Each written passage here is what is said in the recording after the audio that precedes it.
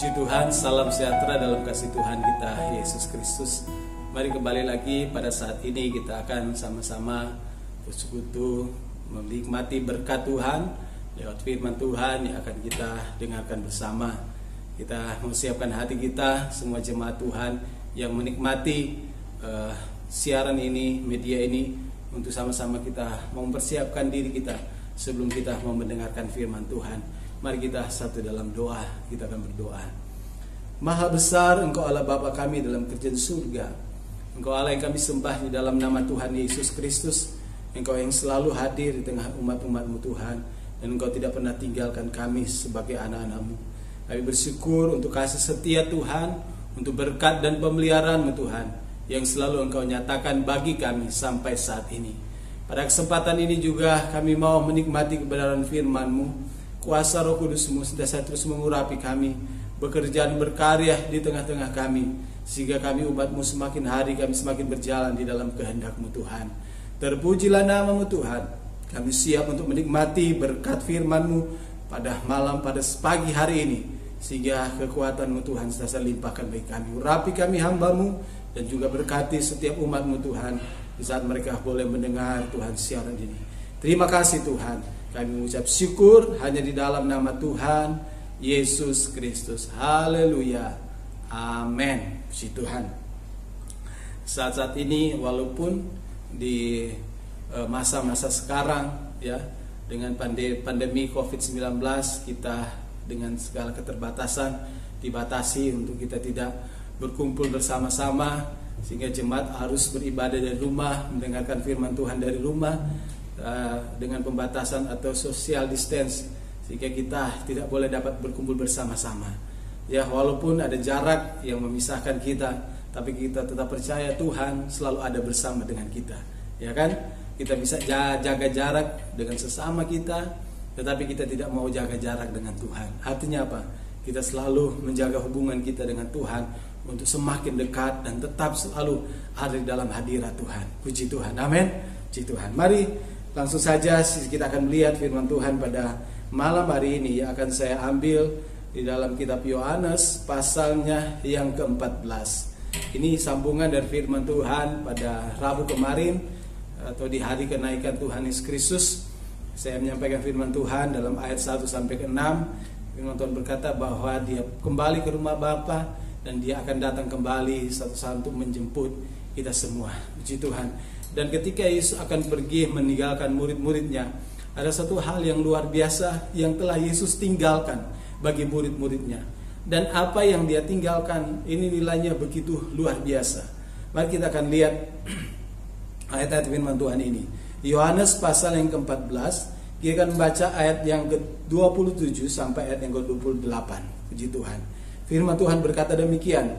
Damai sejahtera ku tinggalkan bagimu, damai sejahtera ku berikan kepadamu. Dan apa yang kuberikan tidak seperti yang diberikan oleh dunia kepadamu. Janganlah gelisah dan gentar hatimu. Kamu telah mendengar bahwa aku telah berkata kepadamu, aku pergi tetapi aku datang kembali kepadamu. Sekiranya kamu mengasihi aku, kamu tentu akan bersukacita karena aku pergi kepada Bapa-Ku, sebab Bapa lebih besar daripada aku. Puji Tuhan.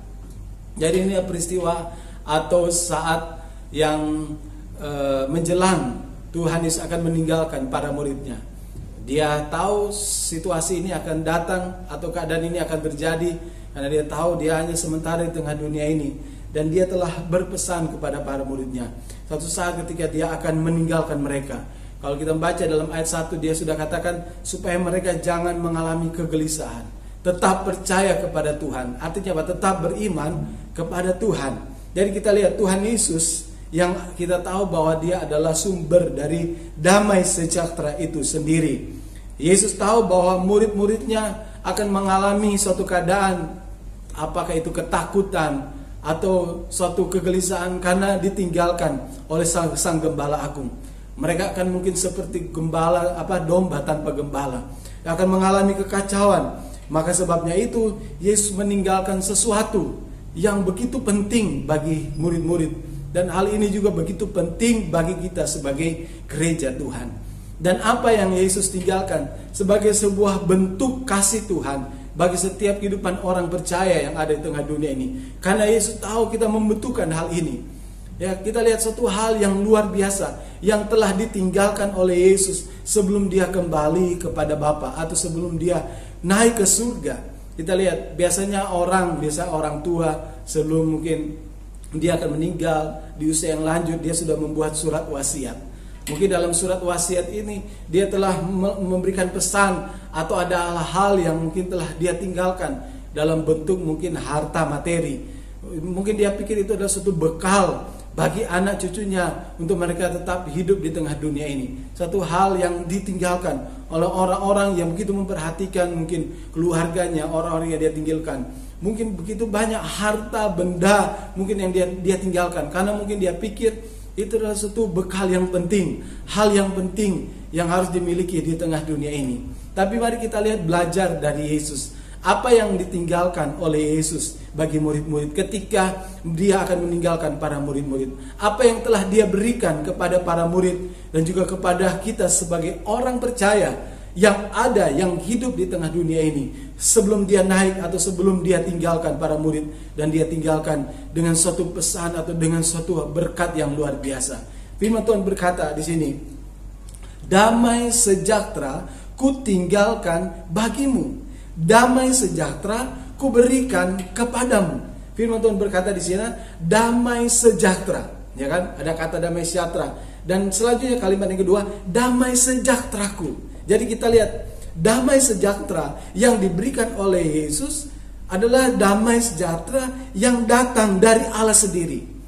Jadi kita lihat sumbernya dari Tuhan. Sebab dikatakan damai sejahteraku yang Yesus miliki, apa yang Yesus rasakan, apa yang Yesus nikmati, itu dia berikan kepada para muridnya. Jadi kita lihat luar biasanya kalau kita bisa merasakan apa yang dirasakan oleh Yesus. Ya kan? Walaupun mungkin di tengah dunia ini Yesus tidak mengalami atau menikmati yang namanya hidup dalam kemewahan. Karena firman Tuhan berkata, kalau kita baca dalam kitab Matius pasal yang ke-8 ayat yang ke-20, di sana dikatakan anak manusia saja tidak mempunyai tempat untuk meletakkan kepalanya. Artinya apa? Yesus mungkin selama di dunia ini tidak memiliki harta yang begitu banyak, tidak memiliki rumah yang besar. Firman Tuhan berkata, untuk meletakkan kepalanya saja, anak manusia tidak punya tempat. Tetapi dia punya sesuatu yang memiliki nilai yang luar biasa, yang ada dalam hatinya. Walaupun mungkin dia tidak tinggal dalam kemewahan, tapi damai sejahtera itu tidak pernah meninggalkan kehidupannya. Dan damai sejahtera ini yang telah ditinggalkan oleh Yesus. Bagi siapa? Bagi murid-murid, bagi setiap kita sebagai orang percaya.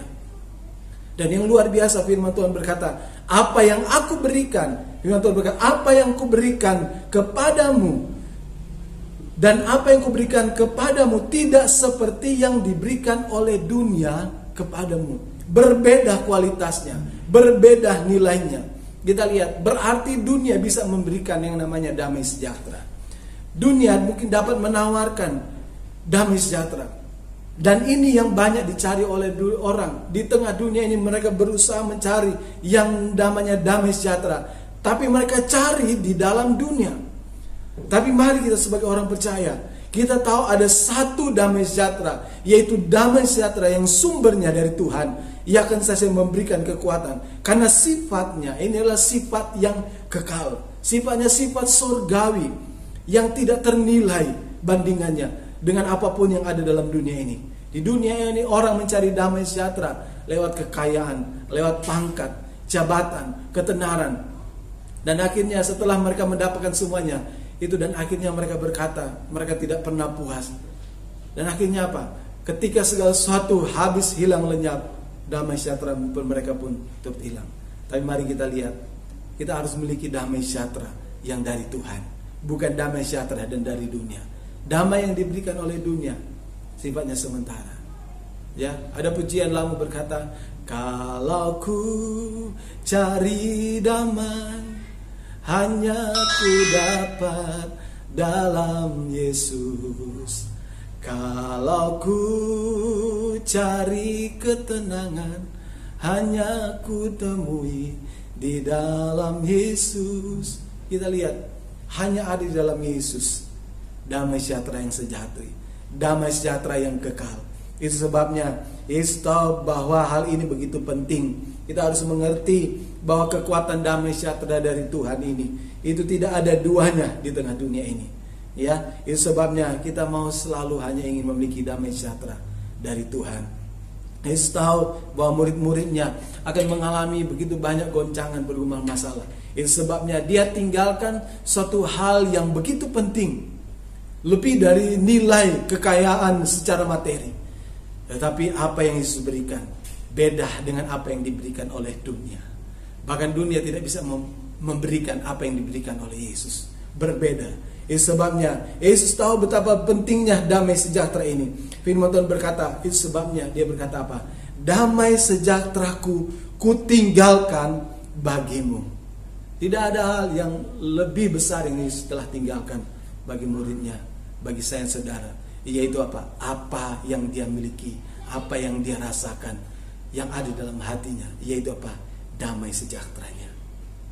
Dia berikan dan dia tinggalkan bagi para murid.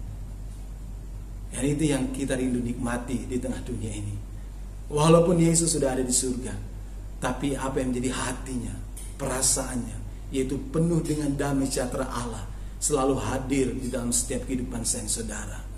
Sehingga menghadapi situasi kondisi seperti apapun, kita tahu bagaimana kehidupan Yesus di tengah dunia ini. Ya, mengalami begitu banyak masalah, pergumulan, tantangan dari banyak pihak, banyak orang yang menentang dia, tapi dia tidak pernah kehilangan damai sejahtera. Tidak pernah habis damai sejahtera dalam hatinya. Karena apa? Karena sumbernya dari kekekalan. Nah, damai sejahtera itu pun telah dia tinggalkan di dunia ini bagi setiap orang percaya. Dia tinggalkan bagi para murid-muridnya. Itu sebabnya kita mau senantiasa berdoa dan meminta supaya kekuatan damai sejahtera Tuhan ini selalu ada di dalam setiap kehidupan saya dan saudara. Kita lihat damai sejahtera ini tidak berbentuk secara fisik, ya, tidak berbentuk dalam bentuk kata-kata, tapi sifatnya kekal. Ini dia ada dalam hati kita.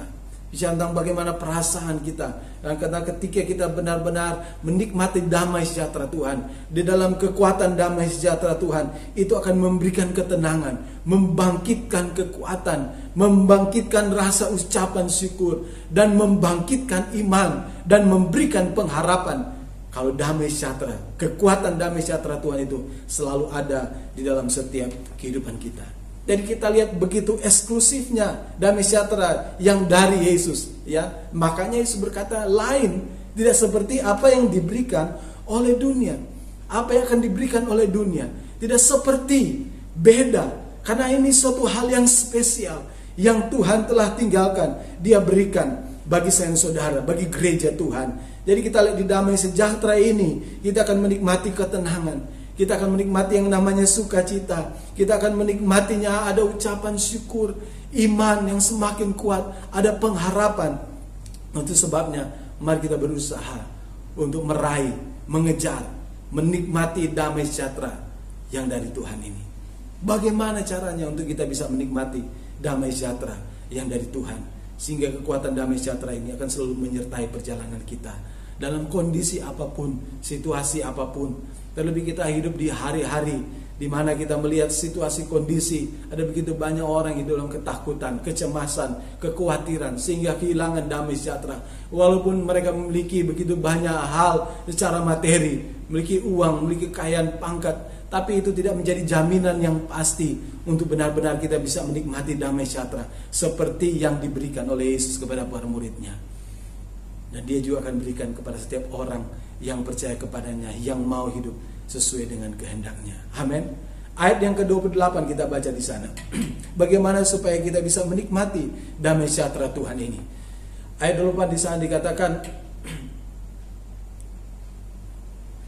kamu telah mendengar bahwa aku telah berkata kepadamu, aku pergi tetapi aku datang kembali kepadamu. Saudara perhatikan ayat-ayat ini. Sekiranya kamu mengasihi aku, kamu tentu akan bersuka cita, karena aku pergi kepada Bapa-Ku, sebab Bapa lebih besar daripadaku. Kita lihat bagaimana damai sejahtera ini memberikan kekuatan untuk kita bisa bersukacita. Bersukacita dalam keadaan situasi apapun itu memang suatu hal yang tidak gampang. Tapi kalau damai sejahtera Tuhan turun atas setiap kehidupan kita, maka kita akan dimampukan untuk bisa bersukacita di dalam situasi, kondisi seperti apapun yang kita alami hari-hari ini. Jadi kita lihat damai sejahtera yang Yesus berikan atau yang Yesus hadirkan di dalam gereja, ini akan memberikan sukacita. Dan bagaimana supaya kita benar memiliki damai sejahtera itu? Firman Tuhan berkata di sini bahwa tetapi aku datang kembali kepadamu sekiranya kamu mengasihi aku. Puji Tuhan. Hal yang pertama yang harus dimiliki oleh setiap kehidupan orang percaya untuk kita bisa menikmati kekuatan damai sejahtera Tuhan, yaitu apa? Kita harus selalu mengasihi Tuhan. Mengasihi Tuhan dengan segenap hati kita, dengan segenap kekuatan kita, bahkan dengan seluruh hidup kita. Kita mau mengasihi Tuhan. Dan firman Tuhan berkata, orang yang mengasihi Tuhan adalah orang yang melakukan menuruti segala perintah-perintah Tuhan. Luar biasa. Tuhan ingin supaya bagaimana damai sejahtera itu selalu ada dalam kehidupan kita. Biar hati kita selalu hanya kepada Tuhan. Hidup apa? Mengasihi Tuhan. Puji Tuhan. Milikilah damai sejahtera Tuhan yang asli, ya, bukan yang palsu. Yang dari dunia itu yang palsu. Milikilah yang berkualitas yang diberikan oleh Yesus, yang sumbernya dari hubungan kita, karena kita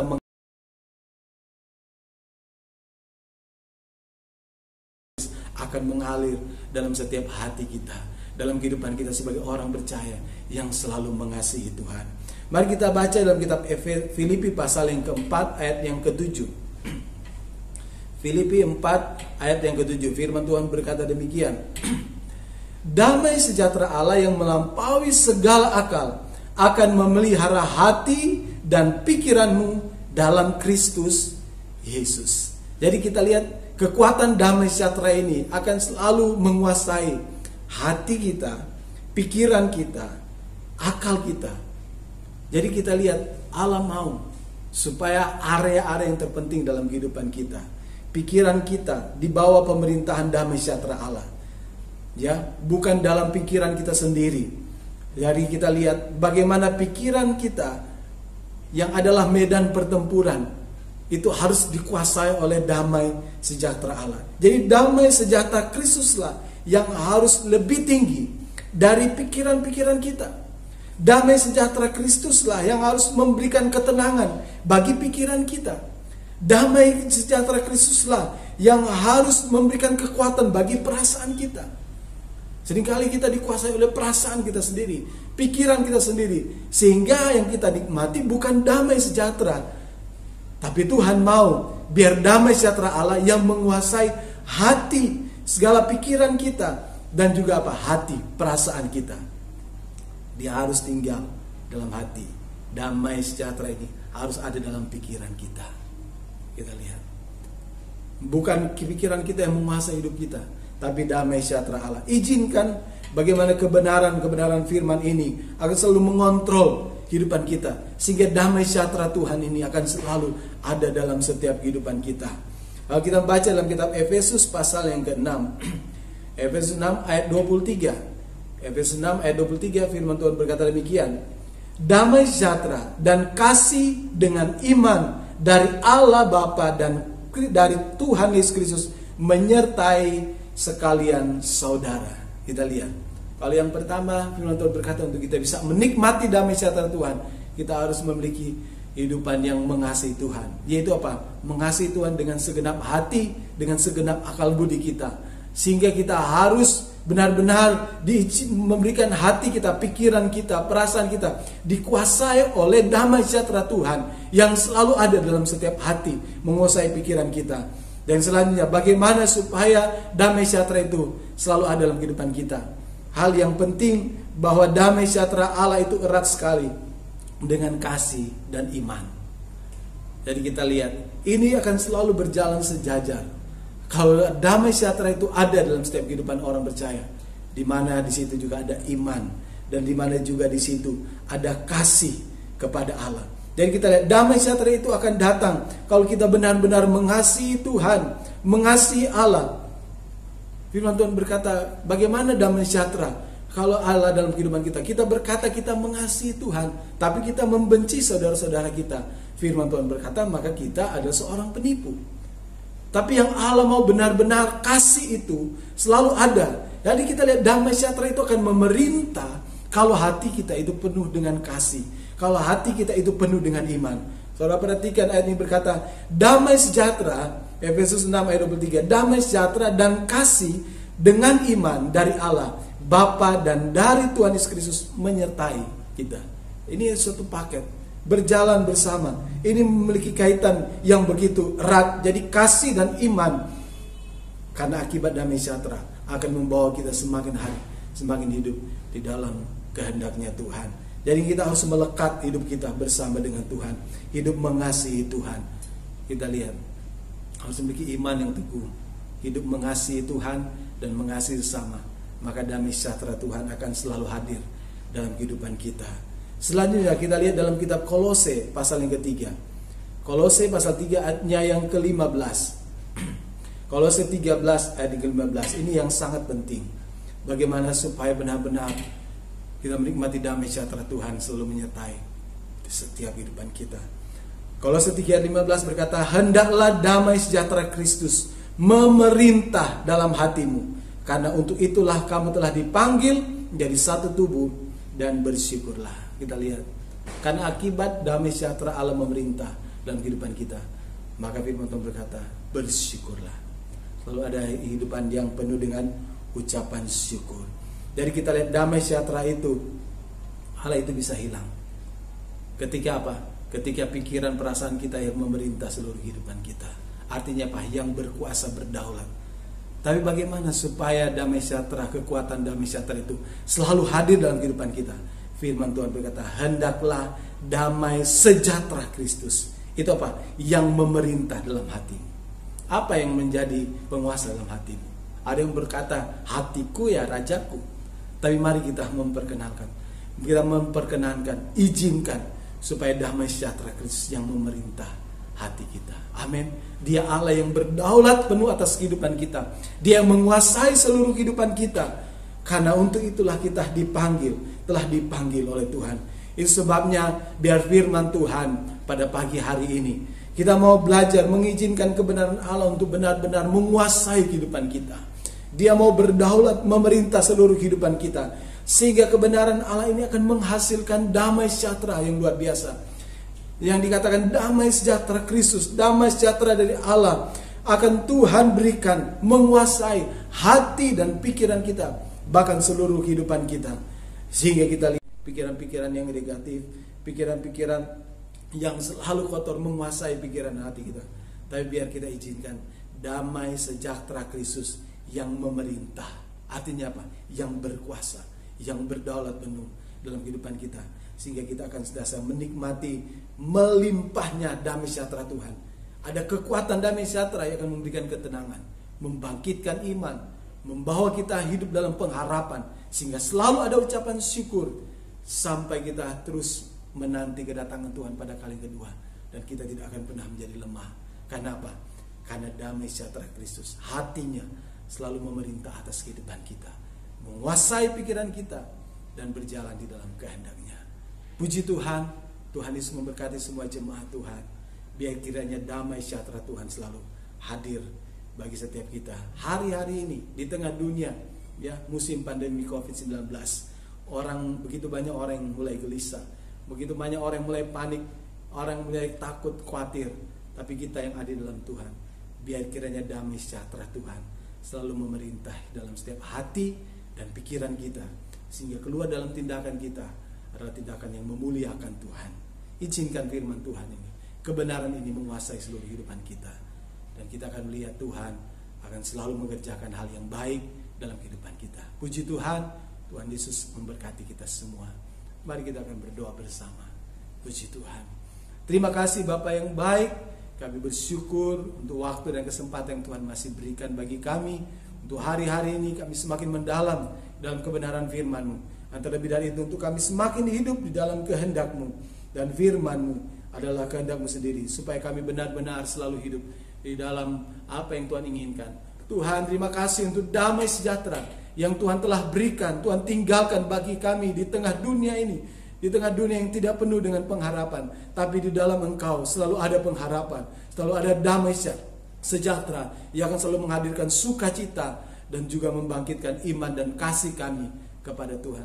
Kami mau semakin hidup mengasihi Engkau Tuhan, supaya damai sejahtera-Mu selalu memerintah dalam setiap hati kami, dan kami hidup di dalam kehendak-Mu. Berkati semua umat-umat-Mu Tuhan pada pagi hari ini, saat mereka mendengarkan firman-Mu, Engkau meteraikan firman-Mu dalam setiap hati umat-Mu. Bahkan apapun yang mereka boleh terima, itu menjadi bekal yang luar biasa yang Tuhan tinggalkan, yaitu damai sejahtera-Mu Tuhan, selalu menyertai, memerintah dalam setiap kehidupan kami semua. Terima kasih Bapa yang baik, kami mengucap syukur atas berkat-Mu yang kami boleh terima nikmati pada saat ini. Dan kami berdoa hanya di dalam nama Tuhan Yesus Kristus. Haleluya.